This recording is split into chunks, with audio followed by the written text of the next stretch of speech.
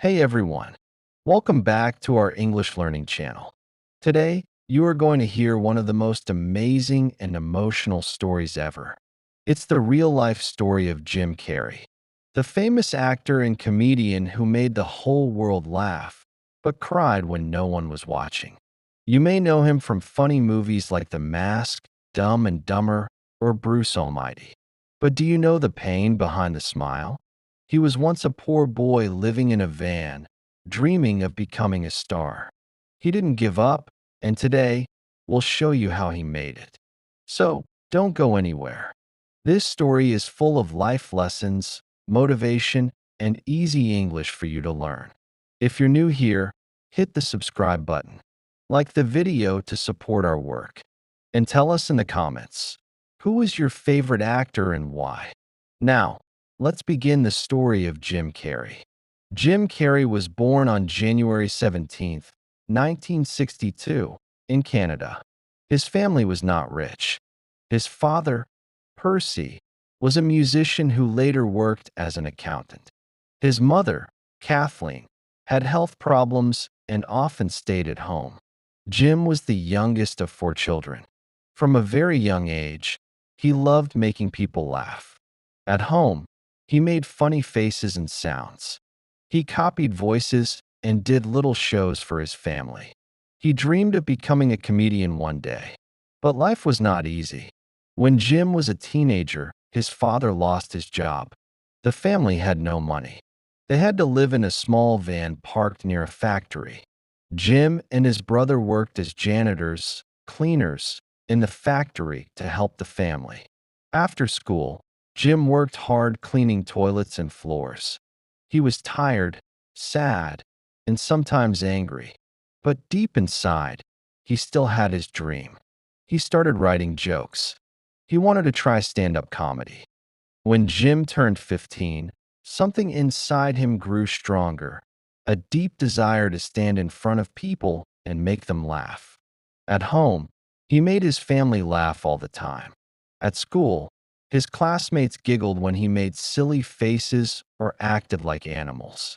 He started to believe he might really become a professional comedian someday. One day, Jim heard about a place in Toronto called a comedy club.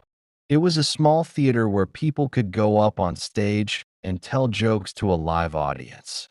He thought to himself, this is it. This is where I can start. But he was nervous. He had never performed for strangers. He had never held a microphone in front of real people. His hands would sweat just thinking about it. Still, Jim decided to try. He wrote his first comedy routine, a short set of jokes, stories, and impressions. He showed it to his father, Percy. Percy read the lines, smiled, and said, "Let's go, son." That night, Percy drove Jim to the comedy club. Jim wore an old suit. It was a little too big for him, but it made him feel important. As they arrived, Jim felt his heart pounding like a drum. His legs were shaky, and his mouth was dry. But he was ready. The room was dark, except for a small spotlight on the stage. People were sitting at little tables, drinking coffee and beer, chatting quietly. When Jim's name was called, he stood up, walked toward the stage, and stepped into the light. He looked around and saw faces staring at him, waiting. He took a deep breath and began his routine.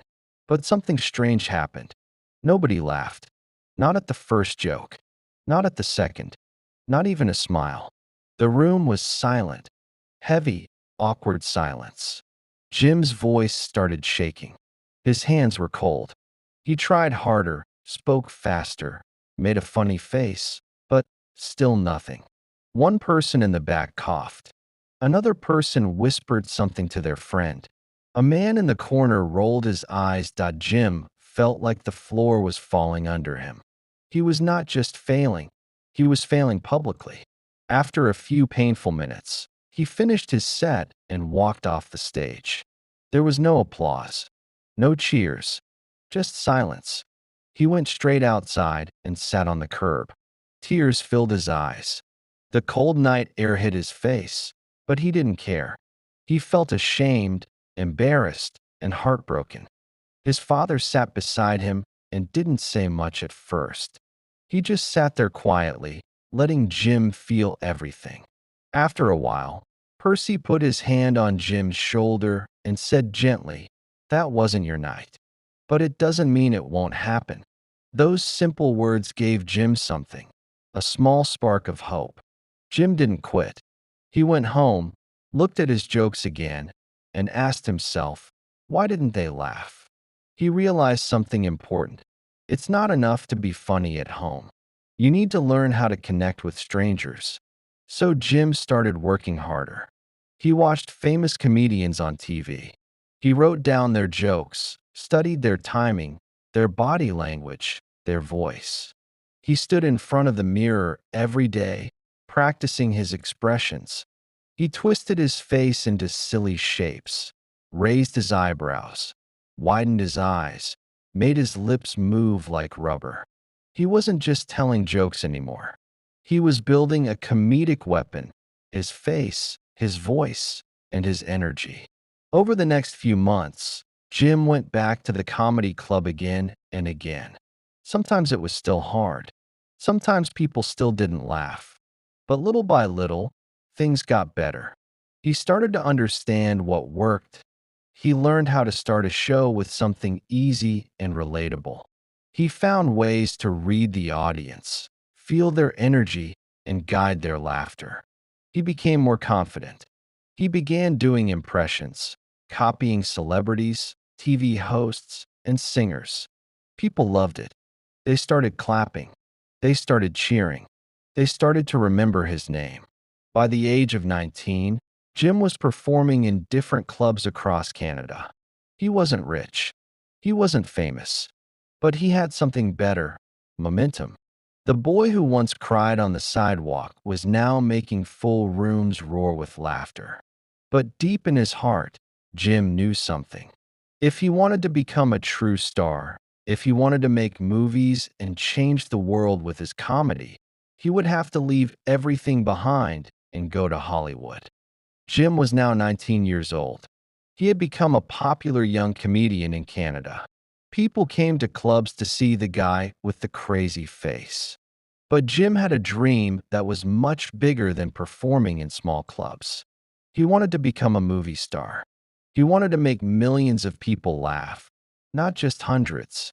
He looked at the screen and thought, I want to be on that screen. I want to be in Hollywood. So one day, he packed his bag, said goodbye to his family, and took a long drive to Los Angeles. He had no big money, no famous friends, and no job waiting for him. But he had a dream, and he had hope. When Jim arrived in Los Angeles, things didn't go as he expected. He thought he would quickly find work. But days passed, then weeks, and nothing happened. He tried to get roles in movies and TV shows, but casting directors told him, "You're too weird. You're too energetic. Your face moves too much." Jim didn't give up, but soon his money ran out. He couldn't pay for an apartment. He had no place to live. So Jim and his family, including his father and brother, began living in a van. It was an old van, parked near a lake. There was no bathroom, no kitchen, no comfort. At night, they slept on hard seats. During the day, Jim looked for small comedy shows or acting jobs. Sometimes they ate very little. Sometimes they cried silently, but they never said, "Let's quit." During this dark time, Jim did something very unusual. He sat down and wrote a check to himself. It said, $10 million for acting services. And the date? 5 years in the future. He folded the check and put it in his wallet. Every time he felt hopeless, he looked at that check. It reminded him, I will make it. I don't know how or when, but I will. This wasn't just a dream. It was a promise to himself. After many months, Jim started getting small roles in TV shows. He acted in some comedy programs and late-night shows. People noticed something different about him. He wasn't like the other actors. He was loud, wild, and full of strange energy. He made strange faces, moved like rubber, and turned simple jokes into explosions of laughter. Some people didn't understand him, but others started saying, "This guy is something else."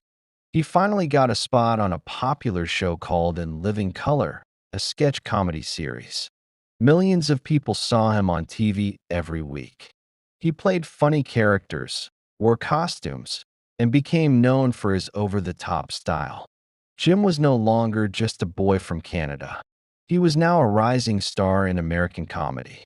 But that was just the beginning. His biggest break was still waiting. Jim was finally getting noticed. People saw him on In Living Color and said, "This guy is crazy, but he's hilarious." Producers started paying attention. Directors began asking, "What if we gave him a whole movie?" Then it happened. In 1994, Jim got his first big movie role. The film was called Ace Ventura, Pet Detective.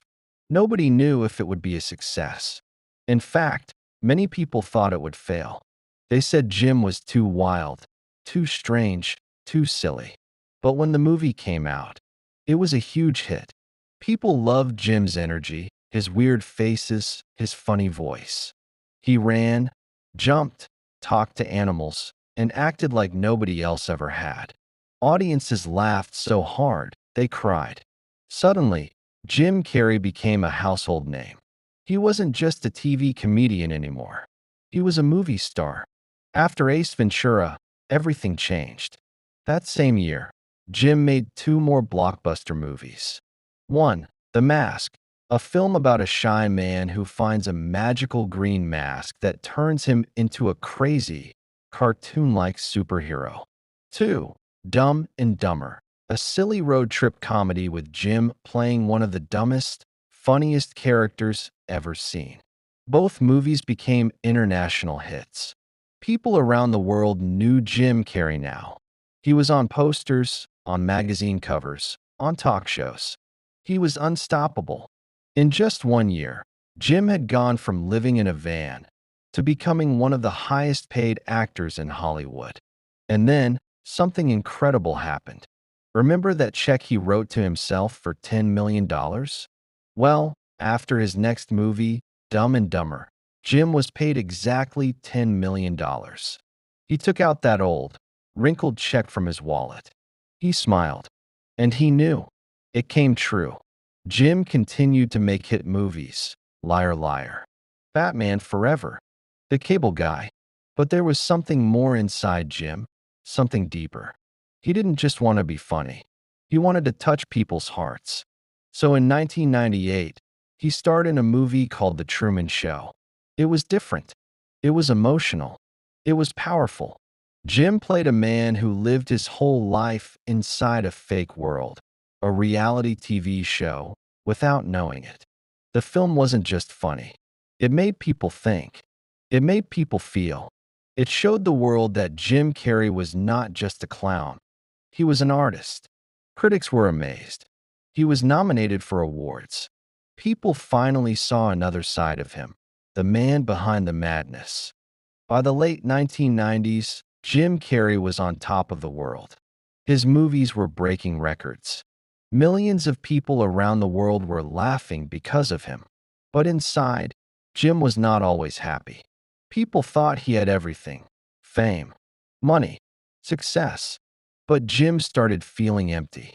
He said in interviews, "I had everything I ever wanted, and I was still not happy." He began to ask deep questions. What is the meaning of life? Why am I here? Why do I feel so sad sometimes? Behind the cameras, Jim was battling depression. Some days, he didn't want to get out of bed. Some nights, he cried alone. He tried different ways to feel better. He read books about the soul, about energy, about peace. He started meditating and learning about spirituality. Jim realized that laughter was powerful, but real happiness had to come from inside. He once said, "I think everybody should get rich and famous and do everything they ever dreamed of so they can see that it's not the answer." Jim began to choose movies with more meaning. In 2004, he starred in a beautiful emotional film called Eternal Sunshine of the Spotless Mind. It wasn't a comedy. It was about love, memory, pain, and forgetting. People were shocked. Jim was serious, calm, and heartbreaking in this role. He proved again that he wasn't just a funny guy. He was a real actor with real depth. More and more people began to respect him as an artist, not just a comedian. In the 2010s, Jim slowly stepped away from Hollywood.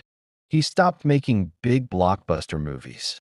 He started painting, writing, and speaking about life and truth. He grew a beard. He wore simple clothes.